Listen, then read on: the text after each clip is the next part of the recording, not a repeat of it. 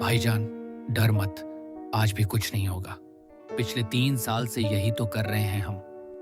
पता नहीं सलीम, आज दिल बहुत घबरा रहा है। शायद आज नहीं जाना चाहिए हमें। भाईजान, घर में आटा भी नहीं बचा है। अगर आज नहीं गए तो कल बच्चे भूखे सोएंगे। चलो, बस आज की बात है, फिर देखेंगे।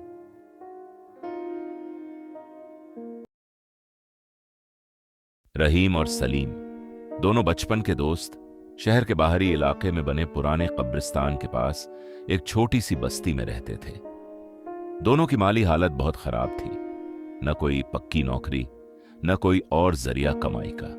कुछ साल पहले भूख और मजबूरी में उन्होंने एक ऐसा काम शुरू किया था जिसे जानकर कोई भी उनसे नफरत करता।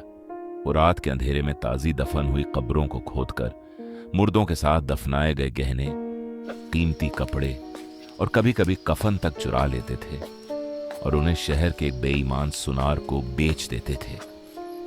उस रात दोनों अपने औजार, फावड़ा, रस्सी और एक पुरानी लालटेन लेकर कब्रिस्तान की तरफ निकल पड़े। रात का अंधेरा बहुत घना था। आसमान में बादल छाए हुए थे। चांद की एक भी किरण जमीन तक नहीं पहुंच पा रही थी। कब्रिस्तान का पुराना टूटा फूटा दरवाजा हमेशा की तरह खुला ही रहता था। कोई चौकीदार वहां रात को नहीं रुकता था। सलीम, आज कौन सी कब्र? भाईजान, वो देखो, कोने वाली नई कब्र 3 दिन पहले ही दफनाई गई थी। कहते हैं बहुत अमीर घर की औरत थी। जरूर उसके साथ अच्छे गहने दफनाए गए होंगे। रहीम ने उस दिशा में देखा जहां सलीम इशारा कर रहा था। कब्रिस्तान के सबसे कोने में बाकी कब्रों से थोड़ी अलग थलग एक नई कब्र बनी हुई थी, जिसके ऊपर अभी तक मिट्टी भी ठीक से बैठी नहीं थी। पर रहीम को उस कब्र की तरफ बढ़ते हुए एक अजीब सी बेचैनी महसूस हुई, जैसे उसका शरीर उसे मना कर रहा हो। सलीम, यह कब्र कुछ अलग सी लग रही है। इसके आसपास इतना सन्नाटा क्यों है?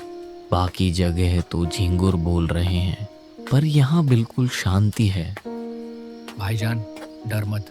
आज भी कुछ नहीं होगा। तुम बस मेरे साथ फावड़ा चलाओ, जल्दी काम खत्म करते हैं। दोनों ने उस कब्र के पास पहुंचकर खुदाई शुरू कर दी। कुछ ही देर में उन्हें कब्रिस्तान के पुराने माली बूढ़े यूसुफ चाचा की आवाज याद आई, जिन्होंने कुछ दिन पहले ही उन्हें चेतावनी दी थी। हालांकि उस वक्त दोनों ने उसे हंसी में उड़ा दिया था। बेटा, इस कोने वाली कब्र से दूर ही रहना। यह औरत बड़े अजीब हालात में मरी थी। गांव वाले कहते हैं इसकी मौत के पीछे कोई काला जादू था। इसे दफनाने के लिए भी कोई मौलवी तैयार नहीं हुआ था। आखिरकार जबरदस्ती दफनाना पड़ा। रहीम को यह बात याद आई तो उसके हाथ एक पल के लिए रुक गए। सलीम, याद है यूसुफ चाचा ने क्या कहा था इस कब्र के बारे में? भाईजान, बूढ़े लोगों की बातें हैं, इनमें ज्यादा दम नहीं होता। चलो जल्दी करो, सुबह होने से पहले वापस भी जाना है। खुदाई करते करते काफी रात हो गई। आखिरकार उनका फावड़ा लकड़ी के ताबूत से टकराया। दोनों ने मिलकर ताबूत का ढक्कन खोला। अंदर कफन में लिपटी एक औरत की लाश थी। पर अजीब बात यह थी कि उसका शरीर 3 दिन पुराना होने के बावजूद बिल्कुल भी सड़ा हुआ नहीं लग रहा था, बल्कि ऐसा लग रहा था जैसे वो अभी अभी सोई हो। सलीम, ये कुछ ठीक नहीं लग रहा। 3 दिन में तो शरीर में बदबू आने लगती है। ये तो बिल्कुल ताजा लग रहा है। भाईजान, डर मत। कुछ लोगों का शरीर देर से खराब होता है, बस इतनी सी बात है। चलो जल्दी से गहने निकालो, यहां से निकलते हैं। रहीम ने कांपते हाथों से लाश के गले में पड़ा एक भारी सोने का हार निकालने की कोशिश की। जैसे ही उसकी उंगलियां लाश की गर्दन को छुईं, उसे एक अजीब सी गर्माहट महसूस हुई, जो किसी मुर्दा शरीर से बिल्कुल नहीं आनी चाहिए थी। सलीम, इसका शरीर गर्म है। यह मरी हुई नहीं लग रही। तभी लाश की बंद आंखें अचानक खुल गईं, बिल्कुल काली, बिना किसी सफेदी के, जो सीधे रहीम की तरफ देख रही थी। रहीम बुरी तरह चीखते हुए पीछे हट गया। कब्र के किनारे से टकराकर गिर पड़ा। भाईजान, क्या हुआ? रहीम कुछ बोल नहीं पा रहा था, बस कांपती उंगली से लाश की तरफ इशारा कर रहा था। सलीम ने भी देखा और उसका भी खून जम गया। लाश धीरे धीरे अपने ताबूत में उठकर बैठने लगी। उसकी गर्दन एक अप्राकृतिक कोण पर मुड़ी हुई थी। मेरी नींद में खलल डालने वाले कौन हो तुम दोनों? दोनों दोस्त डर के मारे भागने की कोशिश करने लगे, पर उनके पैर जैसे जमीन में गड़ गए हों।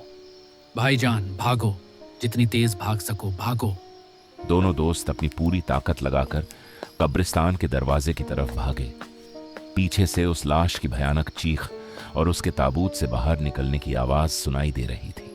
भागते भागते रहीम का पैर एक पुरानी टूटी हुई कब्र के पत्थर से टकराया और वो गिर पड़ा। सलीम, मुझे बचाओ! सलीम पलटा और उसने देखा कि वो औरत की आकृति अब पूरी तरह ताबूत से बाहर निकल चुकी थी। अपने लंबे उलझे बालों के साथ हवा में उड़ते हुए रहीम की तरफ बढ़ रही थी। सलीम के मन में एक पल के लिए डर ने उसे भागने को उकसाया, पर बचपन की दोस्ती और भाईचारे का रिश्ता उसे कहीं ज्यादा मजबूत निकला। भाईजान, मैं तुम्हें अकेला नहीं छोड़ूंगा। सलीम वापस दौड़ा और रहीम को उठाने की कोशिश करने लगा।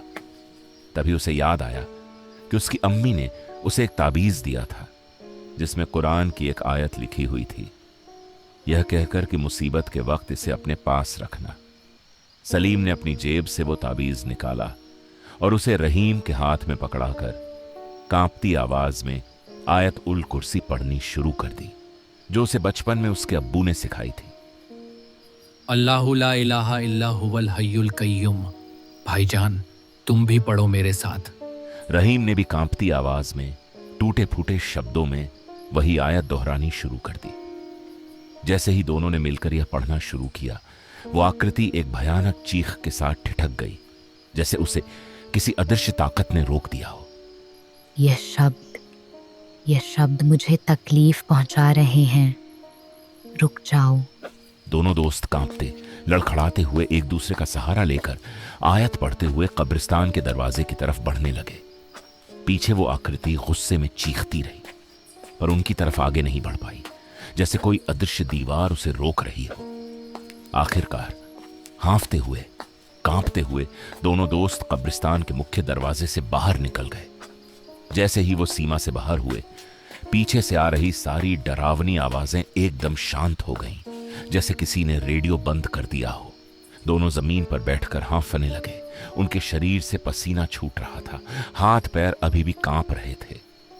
सलीम, वो क्या था? मैं तो सच में मर ही जाता आज। भाईजान, मुझे नहीं पता वो क्या थी, पर यूसुफ चाचा सही कह रहे थे। हमें उस कब्र से दूर रहना चाहिए था। दोनों देर तक वहीं बैठे रहे, अपनी सांसें संभालने की कोशिश करते रहे। सुबह होते ही कांपते हुए वो यूसुफ चाचा के घर पहुंचे और उन्हें रात की पूरी घटना बताई। यूसुफ चाचा का चेहरा सुनते ही एकदम गंभीर हो गया।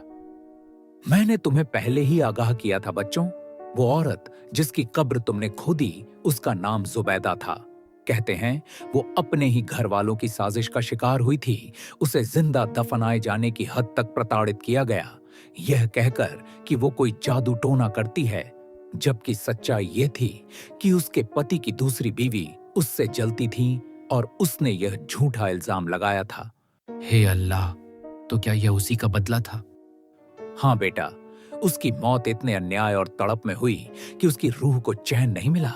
वो कब्र में भी उसी गुस्से और दर्द के साथ पड़ी है, और जो कोई भी उसकी कब्र को छेड़ने की कोशिश करता है, वो उसे अपना दुश्मन समझ लेती है, यह सोचकर कि उसे फिर से कोई नुकसान पहुंचाने आया है। रहीम और सलीम दोनों की आंखों में शर्मिंदगी के आंसू आ गए। उन्हें एहसास हुआ कि वो सिर्फ इस बेचारी औरत की कब्र ही नहीं, बल्कि उसकी उस पीड़ा को भी छेड़ बैठे थे जो उसे मौत के बाद भी चैन नहीं लेने दे रही थी। यूसुफ चाचा, हमने बहुत बुरा काम किया है। हमने न जाने कितनी कब्रों को इसी तरह छेड़ा है, न जाने कितनी रूहों को तकलीफ पहुंचाई है। यूसुफ चाचा ने दोनों के कंधों पर हाथ रखा। उनकी आंखों में एक पिता जैसी नरमी थी।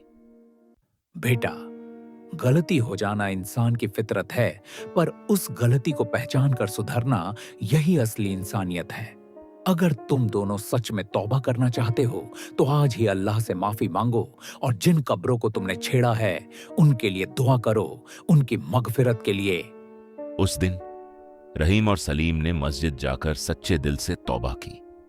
उन्होंने यह भी तय किया कि वो अब कभी किसी कब्र को नहीं छेड़ेंगे, चाहे उनकी माली हालत कितनी भी खराब क्यों ना हो जाए। यूसुफ चाचा ने उनकी मदद करते हुए उन्हें कब्रिस्तान की देखभाल का ही एक ईमानदार काम दिला दिया। कब्रों की सफाई, नई कब्रें खोदने का सम्मानजनक काम, जिसके बदले मस्जिद कमेटी उन्हें थोड़ी बहुत मजदूरी देती थी। समय के साथ रहीम और सलीम की जिंदगी धीरे धीरे बेहतर होने लगी। वो अब कब्रिस्तान की ईमानदारी से देखभाल करते, हर कब्र का सम्मान करते और हर जुमे को जुबैदा की कब्र पर जाकर उसकी मगफिरत के लिए फातिहा जरूर पढ़ते। धीरे धीरे गांव वालों ने भी महसूस किया कि उस कोने वाली कब्र के आसपास अब वो पुरानी डरावनी घटनाएं नहीं होती, जैसे जुबैदा की रूह को आखिरकार कुछ सुकून मिल गया हो।